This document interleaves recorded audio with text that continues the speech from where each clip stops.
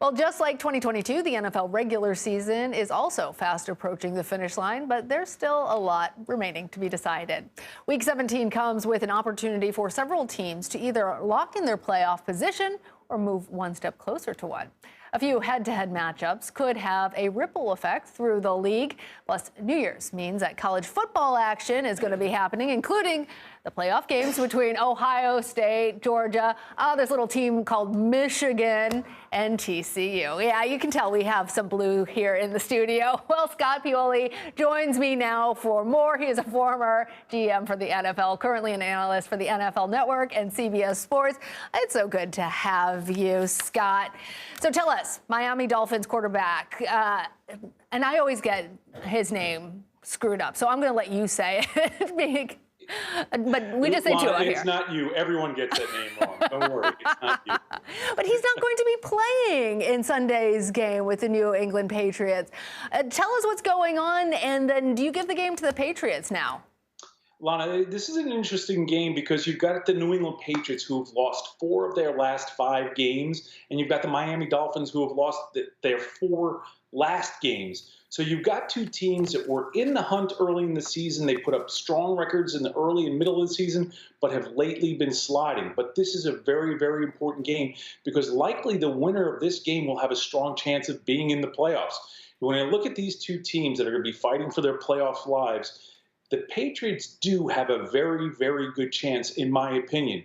One of the problems is you mentioned Tua Tagovailoa, and I will get you to say that before the show is over, is out this week because of the concussion protocol. Again, he had experienced another concussion this past weekend.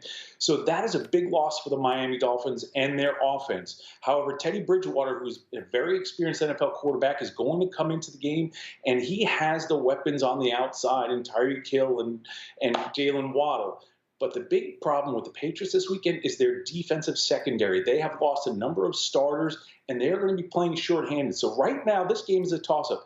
But my instincts tell me, because of the Patriots and their background and Bill Belichick, I think that they have a real chance this weekend to get the Dolphins. And, of course, we are wishing Tua Tagovailoa, kind of close, all the best as he recovers from that concussion. Yes, absolutely.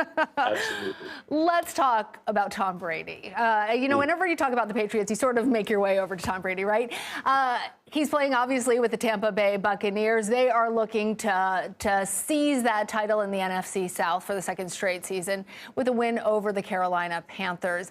How big is that game for both of these teams? Lana, this is a huge game. Again, this is an NFC South matchup, and truly both teams are sitting in a position right now where they can win it. If the Buccaneers win this weekend against Carolina, they clinch the NFC South and they eliminate the Panthers from the playoffs. However, if the Panthers win this weekend and win again next weekend in New Orleans, they are the NFC South champions. And these are 2 average football teams, but the way the league is set up this year, they have a chance, both of them, to win the division. The other thing that's at play with the Carolina Panthers that I can't understate is that head coach Steve Wilks, who has been the interim head coach since Matt Rule was fired earlier in the year, has been this has been an interview, for lack of a better term, in how his team is going to respond and how well this team is going to play. And the Carolina Panthers have risen. So Steve Wilks is not only fighting for a playoff spot, but he's fighting for his job and to be the future head coach of the Panthers. All right, Scott, now we want to shift from the NFL to college football because the NFL can't get all the attention, especially when we've got a Blue fan right here, my floor manager making a little hand gestures over there. Let's talk about TCU. It's the only one of the 4 teams making their debut in the playoffs. I always like a Cinderella story. Do you think that they're going to take it pretty far? Do you think Georgia's going to become the first repeat champion, or do you think Michigan has a shot at it? Lana, a couple things. TCU plays Michigan tomorrow in the earlier of the 2 playoff games, and TCU of late has been fading. They've been strong all season, but they struggled against the University of Texas, got the win, struggled against Baylor, got the win, and the last game that they played in the conference championship game, their only loss of the season. So they're trending in a space where people are starting to figure them out a little bit. And of course, you mentioned Michigan, who they play tomorrow, who's a terrific team, a very well-coached team. They also play an interesting brand of football that I don't think TC is used to, because Jim Harbaugh and that Michigan team, they play hard-nosed, downhill, tough, physical football. So that's going to be an interesting game, but I'm thinking that Michigan may end that dream of TCU.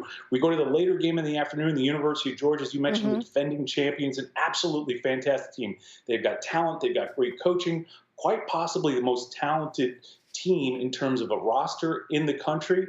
They're playing against Ohio State, who's also loaded with a bunch of players who we'll be seeing playing on Sundays in the NFL in the future. That's going to be a very interesting game. But you asked a question. I think if anybody has a chance, I think Georgia really and truly does have a chance to repeat as national champions this year. I think a lot of people have their money there. Scott, thank you. Thank you, Lana.